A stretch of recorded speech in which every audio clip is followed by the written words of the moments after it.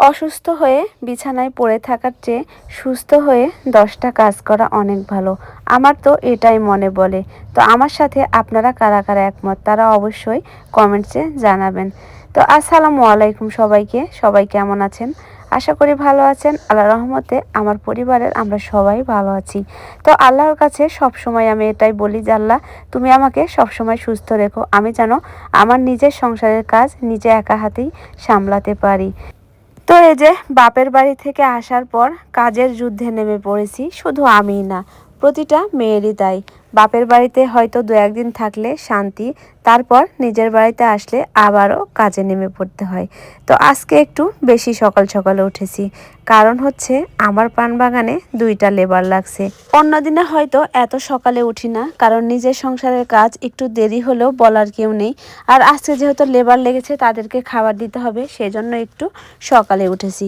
তো আজকে রান্না করছি শীতকালের সেরা তরকারি, কি জানেন? সেটা হচ্ছে আলু বেগুন টমেটো দিয়ে ঘন্ট। এক কথায় আমরা খাঁটি বাংলা ভাষায় বলি ঘাটি, আলু বেগুনের ঘাটি। এই তরকারিটা কিন্তু অনেক পছন্দের একটা খাবার আমাদের। তো আলু বেগুন ঘাটি করলে এটা ঠান্ডা হলে খুব মজা লাগে খাইতে। তো এই যে আমার মেয়ে রেডি হয়ে গেছে, স্কুলে যাবে সকালবেলা। তো সেজন্য চুলার উপর থেকেই তরকারি নিয়ে তাকে খাবার খাইয়ে দিতে হবে। আমার মেয়ে বড় হয়েছে ঠিকই, কিন্তু তার মনটা একেবারে ছোট বাচ্চা আছে। দেখেন, প্রতিদিন সকালবেলা তাকে আমাকে খাইয়ে দিতে হয়। তো এই যে তাড়াহুড়া করে চুলার উপর তরকারি আছে সেখান থেকে নিয়েই মেয়েকে খাইয়ে দিচ্ছি। আর ওইদিকে আপনাদের ভাইয়া বাচ্চা সামলাচ্ছে। একা সংসারে একা হাতে কাজ করতে কষ্ট হলেও আমার মনে হয় সেই কাজের মধ্যে অনেক আনন্দ আছে। আমাকে তো অনেক আনন্দ লাগে। তো এই যে দেখেন আমার মেয়েকে আমি খাইয়ে দিচ্ছি। এই আলু বেগুনের ঘাটিটা আমার মেয়েরও কিন্তু অনেক পছন্দের। শুধু আলু বেগুনের ঘাটি না, যে কোনো ঘাটি আমার মেয়ে অনেক পছন্দ করে। তো এদিকে আমার রান্না শেষ, এখন খাবারগুলো আমি লেবারদের জন্য বেড়ে দিব। তো এই যে দেখেন 2টা মাত্র লেবার আর আমার পান বাগানের লেবারগুলো লাগছে। তো ওইখানেই খাবার নিয়ে যেতে হবে। তো এই খাবারগুলো আমি রেডি করে দিলে গাসিন আপনাদের ভাইয়া পান বাগানে নিয়ে যাবে।